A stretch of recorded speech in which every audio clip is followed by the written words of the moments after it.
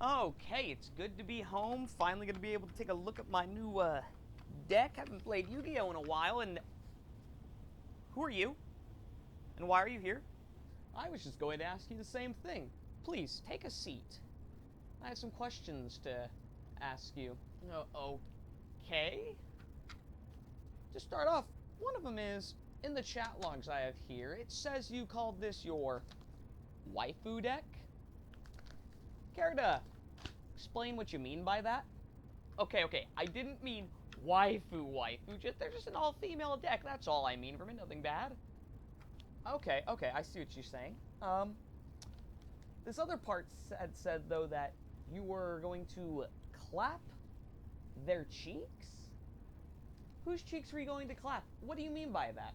I feel like that's a bit inappropriate for some, obviously younger-looking characters.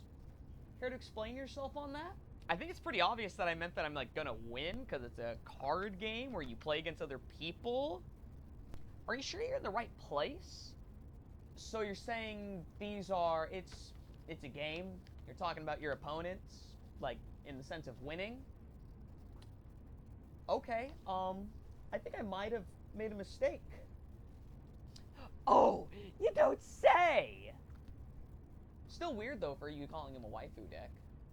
Greetings, adventurers! It is I, DerpHerp. I am back with a deck profile of sorts. It's something unique for me. Unique. I'm not playing Dragonmaids this format, so, at least yet. And what I'm bringing to y'all with that is, instead, Traptrix. I've not really played a trap deck before. It's quite a big change of pace for me. I'm really enjoying it, though. The deck's super fun and versatile. It does what it does really well, and I like that a lot. Once I do, you know, get my stuff for Dragonmaids, though, I will get that to y'all, and hopefully that'll be soon. But, anyway, the deck's awesome. I love it. Yeah, I'm excited to play Yu-Gi-Oh! Again. It's been a long time. I haven't played since September. That's why, and we're doing well, though. It's recovered. We're healthy again. Let's just get right into this, alright? So, let's start off here. We got triple Pudica. Get our normal, on normal, get our field spell. And on a special, we get to banish. That's nice. Double Arachnocampa. We get to special from hand. And if on the field, like, that's as long as we have a Traptrix on the field. But, also, if on the field, protects our back row. We love that. Triple Mantis. On a normal, we get to go get a monster. And then, on a special, we get to, you know, hit a set and send it back to ours. And then, the one that everyone recognizes and knows, even if you aren't like a Traptrix player, or have ever been, prior, like me, for example, not even knowing hardly anything about the archetype, Murmelo, because you see it all the time. Like, especially if you played Master Duel, like, anytime last year.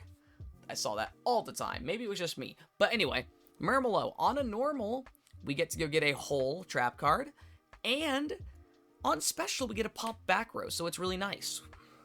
It's very nice to have the option, say we special summon it off of Sarah, maybe, or whatnot. Say it's on our opponent's turn. We just got a lot of options we can do things. Then we got Double Dianea. Kind of a brick out of everything. I'd say she's a brick. Definitely the one we want to be special summoning from the deck, say off of Sarah, so we can then get back our whole, say if we pitch them for like Holatea. Also, let's take a look real quickly there. She's looking like she's on fire, and it looks kind of sick. I like it.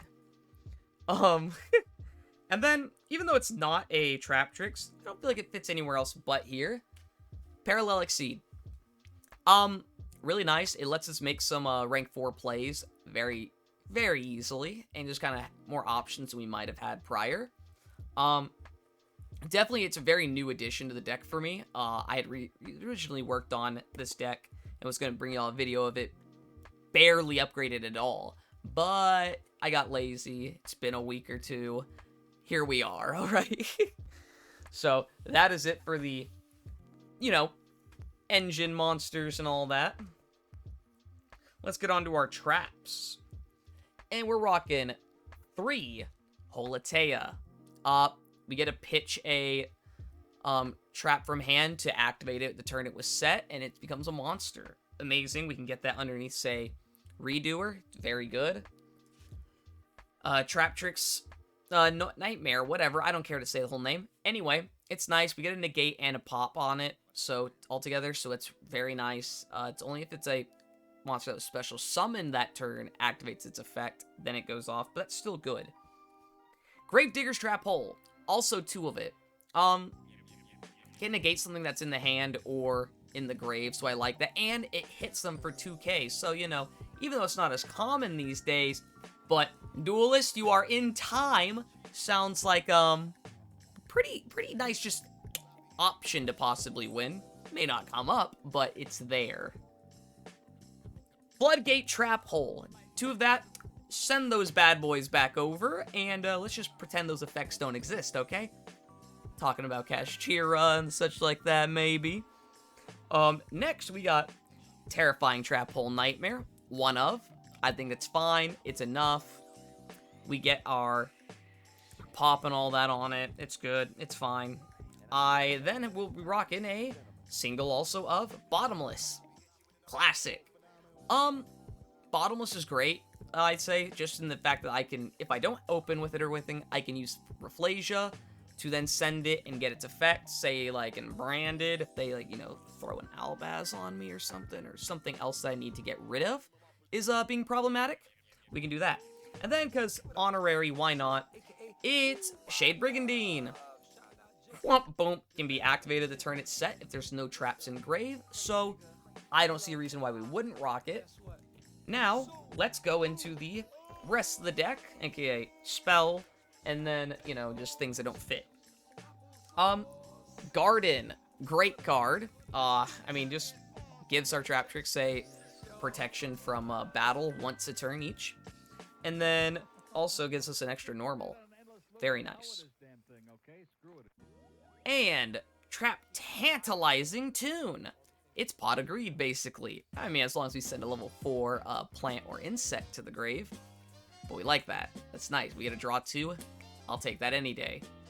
And then we can banish it to, you know, get some recursion on things, which is nice. I mean, we get to have the option to do it, so I'll take that. And then we will be going into the rest of the deck, which is just stuff that doesn't fit anywhere else. Kind of just utility. aka hand traps. Ash, need I say more? Best hand trap. And then Infinite Impermanence. Also, best hand trap, because it's actually a trap, and it gets past, what's it called? Triple tack, which is great, because, you know, we can still, you know, maybe instead of running an Infect Veil or something like that, be doing this, and we don't have to worry about them attacking us or anything, or just getting value off that. And then also, potentially, you know, another best hand trap. Evenly matched. You know, you skip battle phase, but boop, there you go. Evens it up a little bit. It's evenly matched. Anyway, let us go on to our extra deck now, alright? So, with what we got here is double Pingakula. We get to, you know, detach with her, get to add to hand a Traptrix, and then also, if something is sent from our opponent's, you know, to the grave or banished, like a monster, we then get to attach it as material to her, which definitely keeps her live and doing stuff, which is very nice. We need that. It's not as great, but she is a 2500 body as well, which is awesome too. Helps us close out games for some other things that we have in here. Rafflesia, really just our...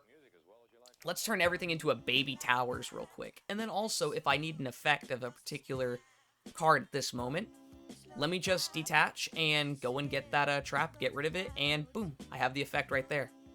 And is a 2500 booty, which is nice, so it's definitely large enough. Single Allomeris, I think single copy is fine.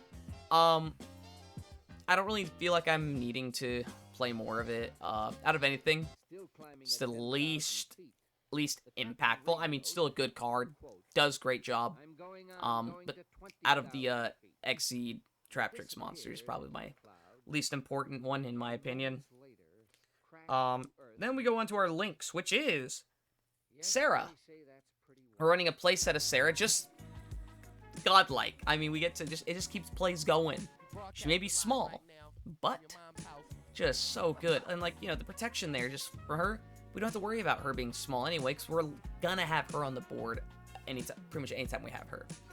We get our specials, we get to get our traps, but depending on what we activate, and so much value. I love it. I'm a Simic player in Magic. I love value. Next, we got Kularia. We get to reset our traps. I mean, what's not to like about that? That's a good option. I like that. You probably like that. I dig it. Then I'm rocking double Adipus. We get 1,000 attack on all of our girls as long as there's a trap engraved. Okay. And then we get to negate effects on the field of face-up cards. And then we also can pop something. So good. Lets us close out games and avoid problematic effects and such, which is so nice. And then stuff that's not in archetype. Time Thief Redoer. Great card. Gives us some options and versatility with depending on what we have underneath it. We can rip things off the top. We can dodge removal, etc. We like Floodgates sometimes, as long as we're not getting them used on us. But there we go. We got Baguska. I think he deserves a spot in here. I do want the, you know, drunk art of him so bad. I need that lost art so bad. And then Abyss Dweller. Tier Limits isn't like a god or anything anymore, but it's still a valuable card to have, I'd say. To me, it may not come up as often as some other things, but it's definitely something nice to have just in the back pocket if it ever does come up, which it's not unlikely in this format, or any format of modern Yu-Gi-Oh, really. But yeah, so these are our current.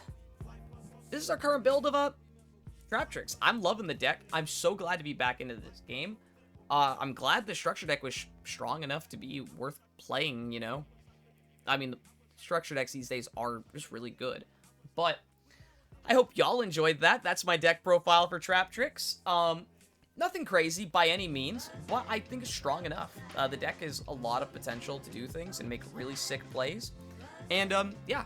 But anyway, if y'all enjoyed it, maybe consider hitting that like button, subscribing, and comment below if there's something y'all want to see or anything like that, or just want to tell me some random stuff. Like, I'm all ears for it, alright? But I hope y'all did enjoy. Y'all have a wonderful night or day wherever you are, and I will see y'all in the next one, alright? Farewell, adventurers. See ya. 10, 9, 7, 5, 3, sound 1, start.